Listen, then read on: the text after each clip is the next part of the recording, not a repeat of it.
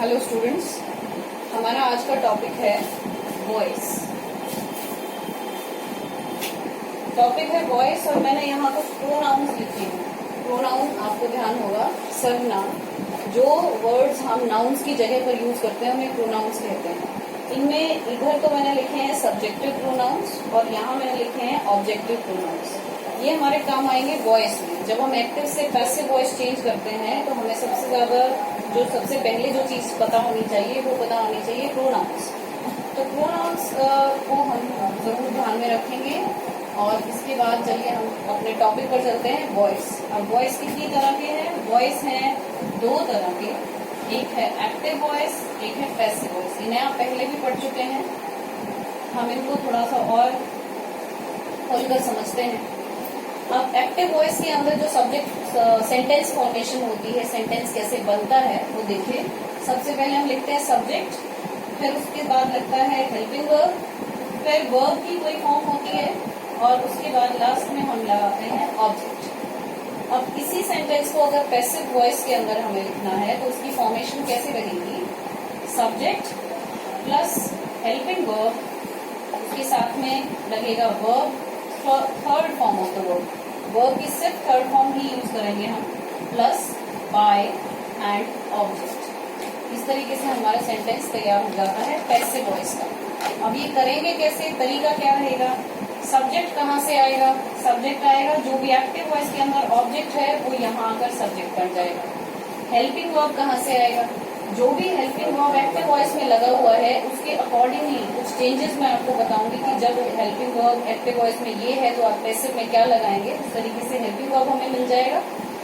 Verb third form of the verb कहाँ से आएगी? जो भी यहाँ वर्ब लगा हुआ है उसकी थर्ड फॉर्म यहाँ लगेगी।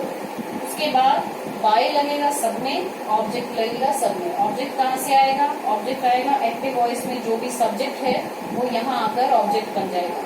अब ये सब्जेक्ट ऑब्जेक्ट वाला क्या खेल है? इसी के लिए प्रोनाउंस काम आएंगे।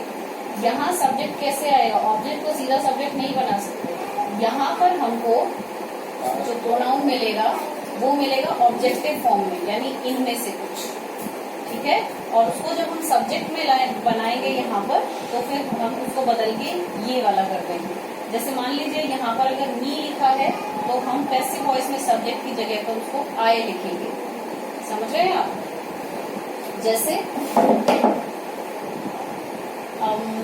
हम कुछ इसके अंदर सेंटेंस लेते हैं, जैसे he likes me, he likes me. अब आप ये देख रहे होंगे कि यहाँ पर हेल्पिंग वर्ब बता रही हूँ मैं और इसमें हेल्पिंग वर्ब है ही नहीं। तो आपको ध्यान होना चाहिए, ये जब भी सब्जेक्ट के बाद हम देखते हैं वर्ब की फर्स्ट फॉर्म जब देखें जिसके साथ SEIS भी लगा हो सकता है तो इसको हम समझते हैं कि ये हमारा प्रेजेंट इंडेफिनिट टेंस है, ये हमें पता है।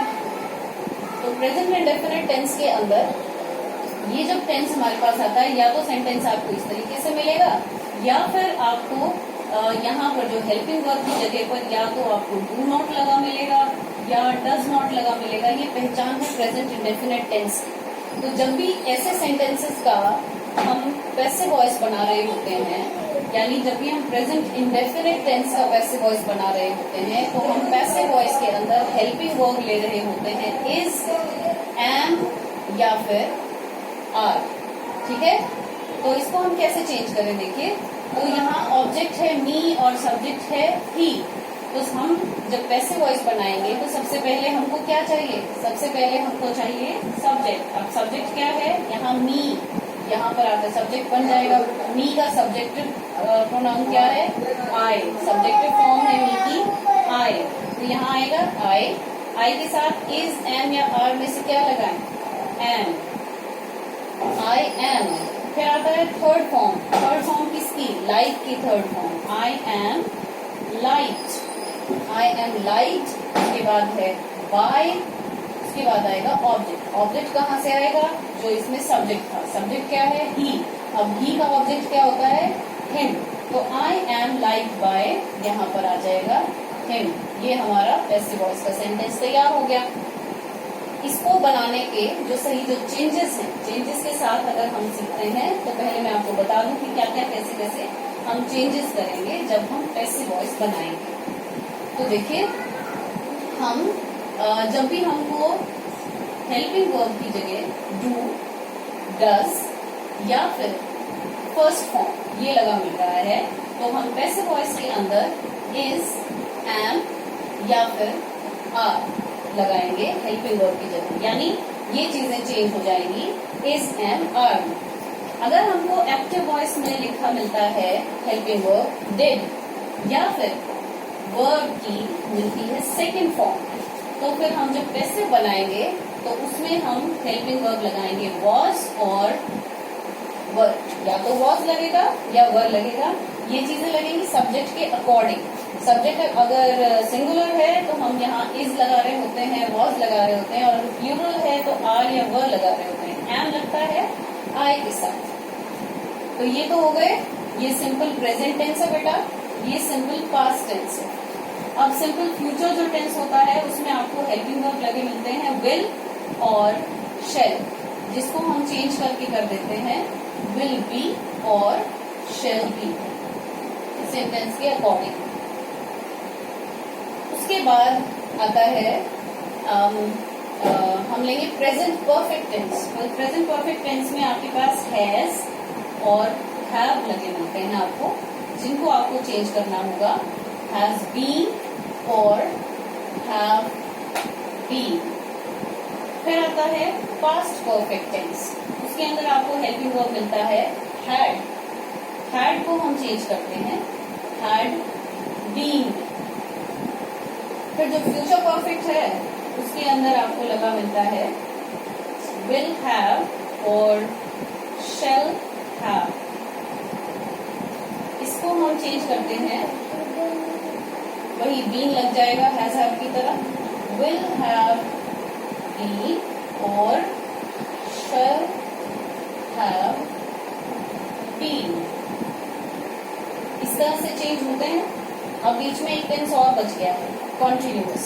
कॉन्टिन्यूअस के अंदर हम क्या करते हैं, प्रेजेंट कॉन्टिन्यूअस में आपको मिलेगा is, am, are, is, am, are लिख के और साथ में लगी होगी वर्ब की फर्स्ट फॉर्म और उसके साथ जुड़ा हुआ होगा आईएनजी। तो is, am, are plus first form of the verb with ING, इसको हम कैसे चेंज करते हैं, इसको हम चेंज करते हैं जैसे इज, एम, आर, ये तो हम सब्जेक्ट के अकॉर्डिंग लगाएंगे। मान लीजिए इसमें से हम इज को लगा रहे हैं तो हम लिखेंगे इज बीइंग, जो आईएनजी है उसको हम बीइंग, उसके लिए हम बीइंग लगा देते हैं, और उसके बाद हम जो भी यहाँ पर वर्ब लगा हुआ है उसकी थर्ड फॉर्म इसके साथ लगा देते हैं। तो जब भी आपको इज, एम, आर के साथ verb first form of the verb बिल्कुल आईएनजी अगर मिलता है तो आप उसको इज बीइंग थर्ड फॉर्म इसमें आप चेंज करेंगे। यहीं पर अगर इज, एम, आर की जगह वॉज वर्ड है तो बात वही है, इज की जगह पर वॉज या वर्ड ये आ जाएंगे। ये होता है पास्ट कॉन्टिन्यूअस के अंदर। और जो हमारा फ्यूचर कॉन्टिन्यूअस है, मैं आपको बता देती हूँ यहीं पर लिखकर। कुछ टेंसेज ऐसे हैं जिनका पैसिव वॉइस बनता ही नहीं। अगर वैसे सेंटेंसेस आपके पास आ जाते हैं तो अगर पैसिव वॉइस बनता ही नहीं है तो आप आंसर में क्या लिखेंगे, आप लिखेंगे नो चेंज। तो ऐसे टेंसेस कौन से हैं, ऐसा एक तो टेंस है आपका फ्यूचर कॉन्टिन्यूअस। इसकी पहचान कैसे करेंगे आप, इसकी पहचान करेंगे, आपको सेंटेंस के अंदर जो हेल्पिंग वर्ब लगा मिलेगा उसमें होगा विल बी और शेल बी और साथ में first form of the verb with ING.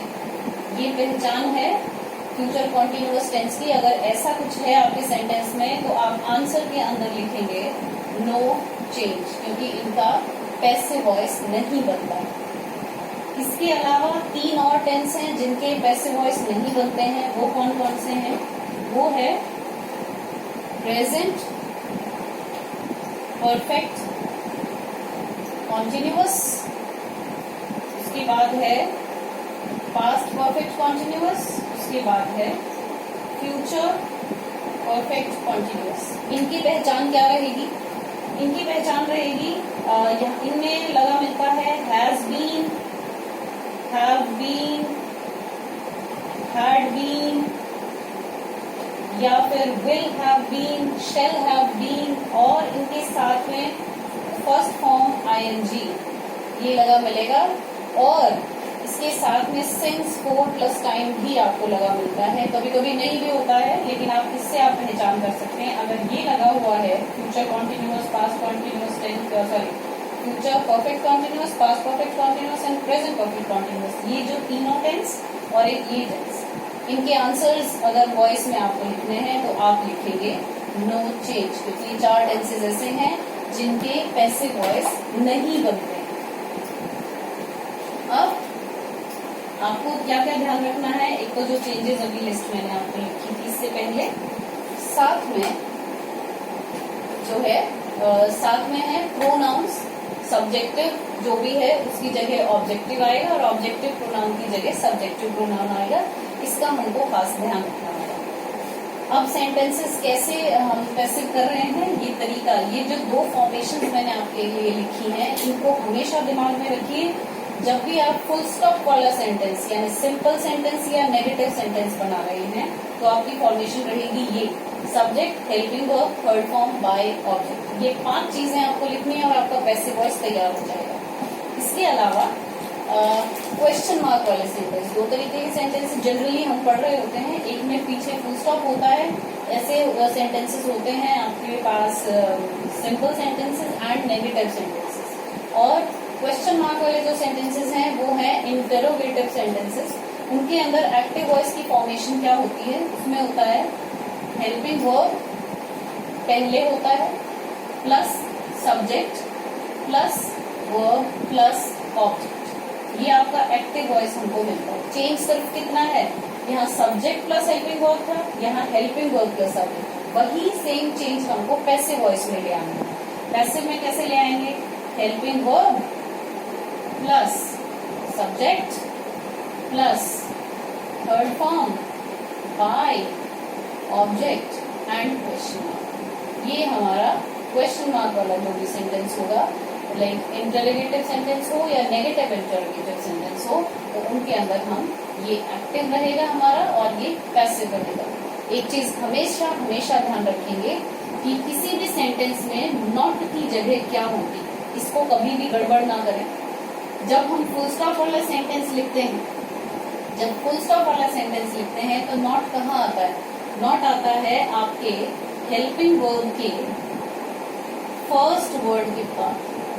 Helping verb का फर्स्ट वर्ड का क्या मतलब है, कुछ हेल्पिंग वर्ब 1 वर्ड होते हैं, कुछ 2 वर्ड्स के होते हैं, कुछ 3 वर्ड्स के होते हैं। जैसे हम पैसिव वॉइस जब बनाएंगे, जैसे हैज बीन हमारा 2 वर्ड्स का है, हेल्पिंग वर्ब हो गया तो उसमें नॉट लगाना है, तो कैसे लगाएंगे, उसके अंदर लगाएंगे हैज नॉट बीन। जैसे हैज बीन नॉट नहीं करेंगे, कैसे, हेल्पिंग वर्ब है हैज बीन, तो हैज बीन का फर्स्ट वर्ड हो गया हैज, तो हैज के बाद नॉट लगेगा, न कि बीन के बाद, सेकंड वर्ड के बाद नहीं, फर्स्ट वर्ड के बाद ही हेल्पिंग वर्ब नॉट लगता है। तो ये हम बता रहे हैं फुल स्टॉप वाले सेंटेंस के बारे में। फुल स्टॉप वाले सेंटेंस में हेल्पिंग वर्ब के फर्स्ट वर्ड के बाद ही नॉट लगता है, और क्वेश्चन मार्क वाले सेंटेंस में नॉट कहाँ लगता है, उसके अंदर लगता है सब्जेक्ट के ठीक बाद। इसको हमेशा दिमाग में रखें कि नॉट की जगह कहाँ है, सब्जेक्ट के ठीक बाद। सब्जेक्ट और नॉट के बीच में कुछ नहीं आता है। जब भी हम क्वेश्चन मार्क वाला सेंटेंस लिखते हैं तो हम उसे सब्जेक्ट के ठीक बाद लगाते हैं, नॉट को सब्जेक्ट के ठीक बाद लगाते हैं, ठीक है। जैसे ही हैज बीन इल, तो he has not been ill, और इसी को जब हम क्वेश्चन मार्क इंटरोगेटिव सेंटेंस बनाते हैं तो हम बनाएंगे has he been ill, has he not been ill. तो हमने क्या किया, हैज पहले आ गया, सब्जेक्ट से पहले ही सब्जेक्ट आ गया, उसके बाद हमने नॉट को लगाया, और फिर नॉट के बाद, जैसे मैं कह रही थी नॉट के बाद, ये तो फर्स्ट वर्ड तो पहले ही आ गया, बाकी हिस्सा कहाँ है, नॉट के बाद जाकर आया, has he not been ill, और इसको क्वेश्चन मार्क हमने लगा दिया। इस तरीके से सेंटेंस बनते हैं। वो आप नॉट की जगह भी ध्यान रखें, अगर नॉट आपके सेंटेंस में आया हुआ है तो ध्यान रखेंगे कि वो सही जगह पर आप लगा रहे हैं उसको। अच्छा,